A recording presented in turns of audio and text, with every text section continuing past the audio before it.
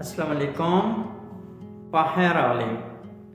امید لرم چې روغ جوړ او صحتمند به وئ، خوشحال به وئ.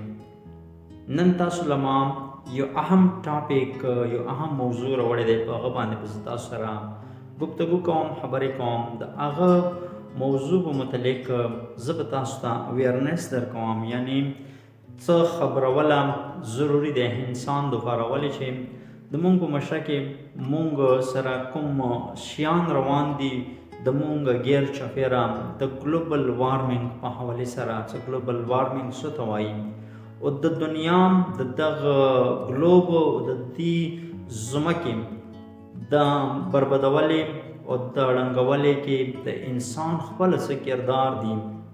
راځئ چې واورو د ګلوبل وارمنګ، د ځمکې، د دنیا د تودولې، د ګرمایش په متعلق څو اهم خبرې ورسره اوسئ، اخره پورې.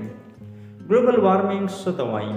ګلوبل وارمنګ کې یعنی د ځمکې تودوالی، د موسمیاتو بدلی ولې راځي، د دې شاته د دې اړخ ته څه داسې شیان شته دي، څه داسې افیکټ شته دي، څه داسې رموز دي څه هغه وجې نه د ګلوبل وارمنګ د ځمکې تودوالی ورځې نه بله ورځې ته پورته کېږي، زیاتېږي.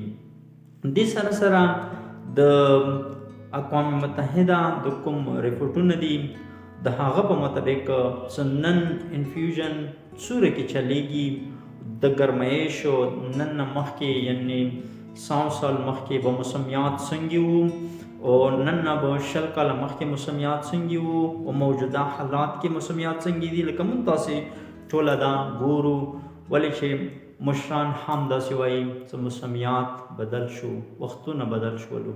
هغه کې مین وجه د انسان خپلو کردار ده. کردار کې زما او تا څه شی راځي؟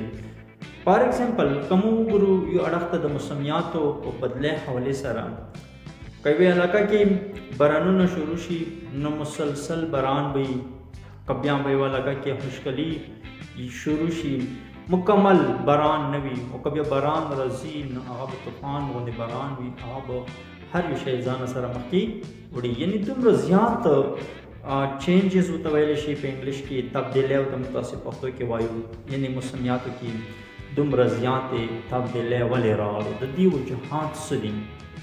وجوهات مین شی دا دی چې عام طور باندې مونږ که وګورو په خپله مشره کې، په خپلو علاقو کې، په خپلو ځنګلاتو کې مونږ د ونو حد نه زیات کټینګ کوو. هغه سره مونږ ونې کټوو، د ونو ډېر بې دریغه قتل عام جري وي. هغه وجوهات څه دي؟ ولې چې دلته څه روکتام نشته؟ ولې یوه ونه موسمیاتو کې څه کردار لري، د یوې ونې په موسم کې څه کردار دي؟ لکه د اویرنس حوالې سره یوه ونه کې یوې شنې پاڼې کې، شنې پاڼې کې انسان دپاره د هغه ټولو نه ضروري شی دی، خوراک نه هم ضروري دی، هغه پیدا کېږي، هغه ته اکسیجن وایي. اکسیجن یو داسې ګیس دی، مثلا مونږ سیلې وهلو، ساه اخلو، دې سره که مو سره اکسیجن ختم شي په دنیا کې نو انسان زنده نشي پاتې کېدلی، جاندار زنده نشي پاتې کېدلی. د ونې یو اهم کردار دا دی. او دویم شی دا دی، دلته انفیوژن کېږي د ډېر زیات کاربن ډای اکساید ګیس ورته وایي. کاربن ډای اکساید هغه فیکټریو نه، هغه زیاتو ګاڼو نه، زیاتو اور لګولې نه هغه ګیس پیدا کېږي چې هغه یو خطرناک اړخ دې طرف ته روان دی، چې هغه وجې نه ګلوبل وارمنګ کې، یعنې د ځمکې بدلی کې، د ځمکې تودوخت کې، د ځمکې ګرمایش کې اضافه راځي.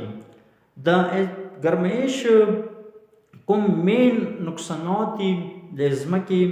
لکه ما تاسو ته ویل څه مخکې به بارانونه وو، ټایم سره به باران وشو، موسم به ټیک وو، 5 ورځې به 2 ورځې به باران وشو، بیا به اسمان شین و، متاسې ورته وایو، صفا به و. او که بیا موسمیات چینج ولې او ژمي سره سره به، یعنی د ژمي د ساړه د یخنۍ کوم موسم و هغه کې به متعدل یخني چلیدله، یعنی خپل حد نه به زیاده نه تلله. او ګرمۍ به موسم څه راغلی ګرمي به خپل حد پورې چلیدا، یعنی یو انسان ذهن کې به څه یاره دلته چې دومره ګرمي وي دې موسم سره زه دې ځای باندې ټایم تېرولی شم. اوس هغه حالات په چینج کېدلی دي، په بدلېدلی دي. دا ولې داسې راغلو؟ د دې مین وجهات لکه مثلا نن او دا ساينس او دا WHO یا دغه کوم لکه د یونایټډ نیشنز دی هغه کوم ریپورټ دی سو 2000 یعنی 2013 یا 19 کال کې به دا کوم ټمپریچر دی د دې اضافه کې به 0.2% نور هم اضافه کېږي. او 2050 لپاره یوه سنګینه خطره روانه ده. که دې حد باندې دې حالاتو باندې دا شی دغه شانتې د ګلوبل وارمنګ روان وي نو بیا به د انسان زندګي تېروله په دې ځمکه باندې ډېره مشکله پاتې کېږي. ولې چې کوم خلک سهولیات لري د عام سړي زندګي به څومره متاثره کېږي. او د دې وجهات څه شی دي او مین وجه څه ده هغه لکه انسانو دپاره حیواناتو دپاره هغه نقصان ده دی. نقصان ده داسې دی د انسان زندگی د حیوانو زندگی په مشکلاتو سره روبرو کېدلی دی، مخ کېدلی دی. او کوم لکه مثلا یو ساوث پول دی، یو نارث پول دی، څه هلته انټارکټیکا دا مثال وایي. انټارکټیکا کې به ټول کال د واورې پرتې وي، د یخ به وهلته کې به څوک نه شي. اوس هغه ساینس دانو په متعلق یعنی ساینسدانو حوالې سره چې هغه کوم ګلیشیرز دي هغه په ړنګېدلي دي، هغه په ویلې کېدلي دي.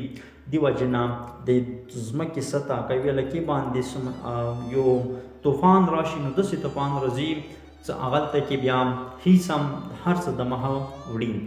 دا ګلوبل وارمنګ وجې نه د موسمیاتو د کلایمیټ چینج د موسمونو تبدیلۍ وجې نه دا شیان پکې راوړو. دې کې ما درته ویل څه دي کې د مین کردار چې دی د انسان په خپله دی.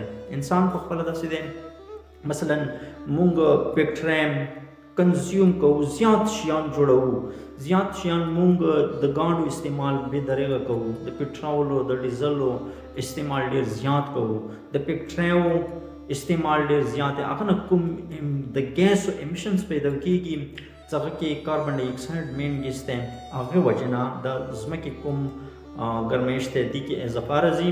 او سره څه کوم د اوزون دی، د لهر دی، د میرسترګې او اوزون کې اوس داسې دي چې هغه کې د ساینس په مطابق هغه کې سروي شوي دي. هغه وجې نه د ځمکې لکه د کوم میرسترګې شعاع دي دا ډایرکټلي ډېر تیزۍ سره ځمکې ته رسیږي. دې وجې نه ګلوبل وارمنګ کې اضافه کېږي.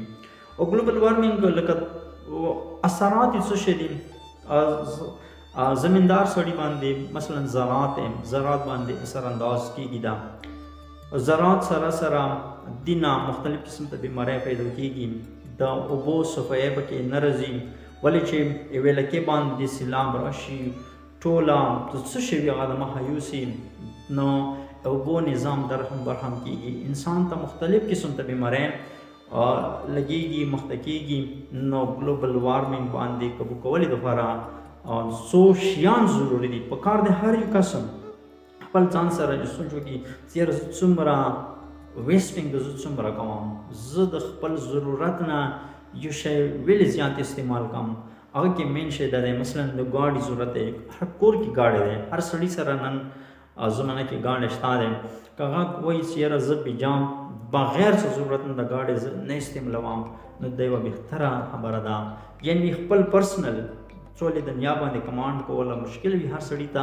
خو صرف د ما مقصد دی هر یو انسان ته د ما د ویډیو په ذریعه دا پیغام ورسیږي چې کم از کم مو خپل کوم ضروریات دي، خپل کوم سامان دی هغه محدود کو. هغه دپاره د ګلوبل وارمنګ دپاره صرف ځان دپاره نه د خپلې ځمکې دپاره د ځمکې بچاو دپاره یو سیسټم راولو. کم از کم هر یو کس که یو فرد مخکې شي، یو فرد، دو فرد، تین فرد، یعنی یو، دوه، درې، څلور، بیا په هزارو په لکونو هر یو فرد دغه شانتې سوچ ځان سره وکړي نو دې وجې نه ګلوبل وارمنګ کې کمی راتلی شي. ولې چې د ځمکه د ټولو نه اهم د شتوګي ځای، د اوسېدلي ځای همدغه ځمکه ده. بندي باندې به مونږ تاسې د زندګي تېرو که دا خپل حد نه د دې سیسټم ګډوډ شو نو بیا به زندګي تېروله دلته کې مشکله وي. امید لرم چې ویډیو نه به مو معلومات حاصل کړي وي. خپل ځان سره سوچ وکړئ کوم یو کوېسچن وي تاسو څه سوچته تاسو بدلون څنګه راوستی شئ په کمنټ کې ولیکئ او که ویډیو مې خوښه شوې وي نو ویډیو ضرور خوښه کړئ لایک کړئ او دوستانو سره شیر کړئ څو اویرنس پیدا وشي او چینل ضرور سبسکرایب کړئ. الله حافظ په مها